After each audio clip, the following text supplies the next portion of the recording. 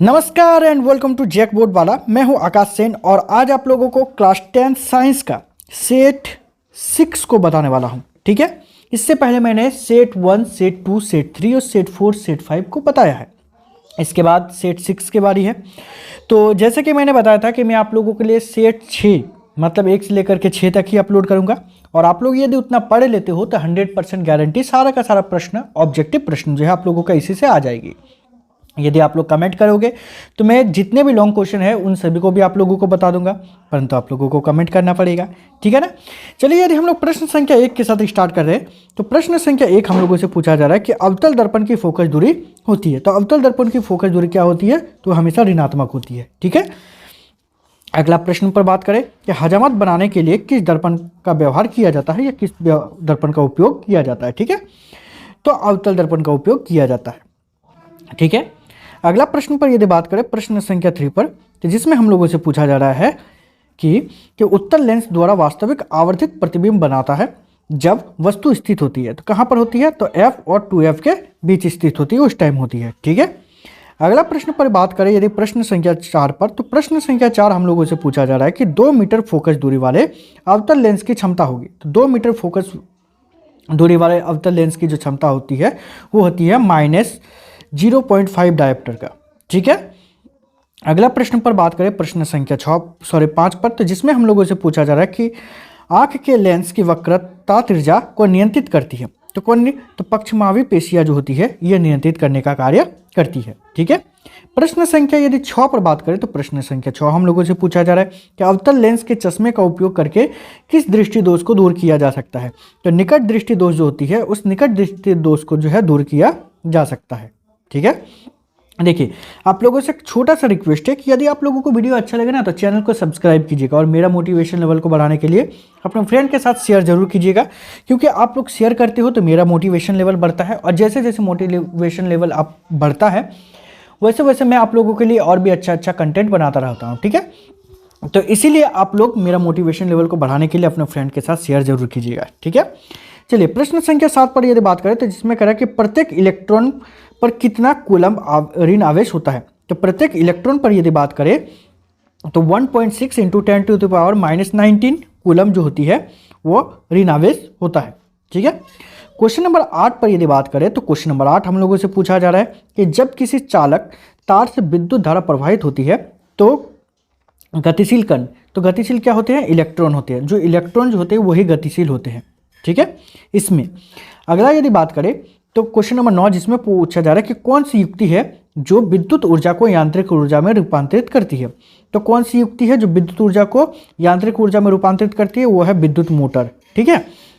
अगला प्रश्न पर बात करें प्रश्न संख्या 10 जिसमें हम लोगों से पूछा जा रहा है कि सौर ऊर्जा को सीधे विद्युत में बदलने वाली युक्ति को कहते हैं सौर ऊर्जा कहा जाता है। ठीक है।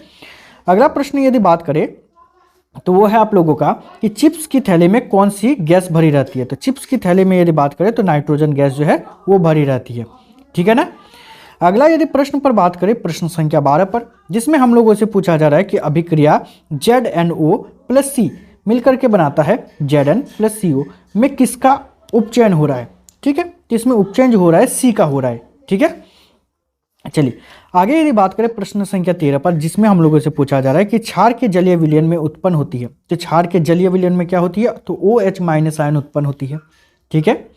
यदि हम लोग बात करें प्रश्न संख्या 14 पर, तो प्रश्न संख्या 14 हम लोगों से पूछा जा रहा है कठोर जल को मृदु जल करने के लिए किस सोडियम यौगिक का उपयोग किया जाता है? तो कठोर जल को जो है मृदु जल में परिवर्तित करने के लिए जो है सोडियम कार्बोनेट डेकाहाइड्रेट का उपयोग किया जाता है। सोडियम कार्बोनेट डेकाहाइड्रेट का उपयोग किया जाता है। ठीक है।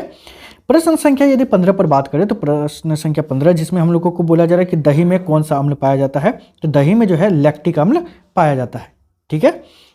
क्वेश्चन नंबर 16 पर बात करें तो क्वेश्चन नंबर 16 कह रहा है कि कौन सा अधातु गैसीय अवस्था में पाई जाती है? तो कौन सा अधातु है जो गैसीय अवस्था में पाई जाती है? तो वो है हम लोगों का हाइड्रोजन। ठीक है, जो गैसीय अवस्था में पाई जाती है। यहाँ पर जितना भी है उसके हिसाब से यदि बात करें तो ठीक है। अगला यदि हम लोग बात करें तो इसमें हम लोगों को पूछा जा रहा है कि पृथ्वी की भूप्रपट्टी में प्राकृतिक रूप से पाए जाने वाले तत्वों या यौगिकों को क्या कहते हैं? तो उसको कहा जाता है खनिज। ठीक है। प्रश्न संख्या 18, जिसमें यदि बात करें तो जिसमें हम लोगों से पूछा जा रहा है कि निम्न में कौन असंतृप्त हाइड्रोकार्बन है। तो यहाँ पर जितना भी उसमें से असंतृप्त हाइड्रोकार्बन कौन है, तो है C2H4। ठीक है, C2H4 जो है वो असंतृप्त हाइड्रोकार्बन है। प्रश्न संख्या यदि 19 पर बात करें तो जिसमें हम लोगों से पूछा जा रहा है कि कार्बोक्सिल अम्ल का प्रकार्यात्मक समूह कौन सा है। ठीक है, या तो फिर कार्बोक्सिलिक अम्ल का जो है प्रकार्यात्मक समूह कौन सा है, तो वो है आपका -COOH। ठीक है, -COOH। प्रश्न संख्या यदि 20 पर बात करें तो जिसमें हम लोगों से पूछा जा रहा है कि आवर्त सारणी के क्षैतिज कतारों को क्या कहते हैं। तो आवर्त सारणी के यदि क्षैतिज कतारों का बात करें तो इसको कहा जाता है आवर्त। ठीक है, प्रश्न संख्या 21 पर बात करें तो 21 हम लोगों से पूछा जा रहा है कि मनुष्य में वृक्क एक तंत्र का भाग है जो संबंधित है किससे, तो उत्सर्जन तंत्र से संबंधित है। ठीक है, अगला यदि बात करें क्वेश्चन नंबर 22 पर, तो क्वेश्चन नंबर 22 हम लोगों से पूछा जा रहा है कि क्रमांकुंचन गति पाई जाती है। तो क्रमांकुंचन जो गति है वो छोटी आंत में पाई जाती है। ठीक है, क्वेश्चन नंबर यदि 23 पर बात करें तो क्वेश्चन नंबर 23 हम लोगों से पूछा जा रहा है बीजों की प्रसुप्त भंग करता है। तो कौन, तो ऑक्सीजन जो है वो भंग करता है। ठीक है, और आप लोगों से छोटा सा रिक्वेस्ट है कि आप लोग चैनल को सब्सक्राइब कीजिएगा और अपने फ्रेंड के साथ शेयर कीजिएगा। ठीक है, इसमें आप लोगों को पैसा बिल्कुल नहीं लगेगा, ये बिल्कुल फ्री है, तो आप लोग कर सकते हो, तो आप लोग कर दोगे। ठीक है ना।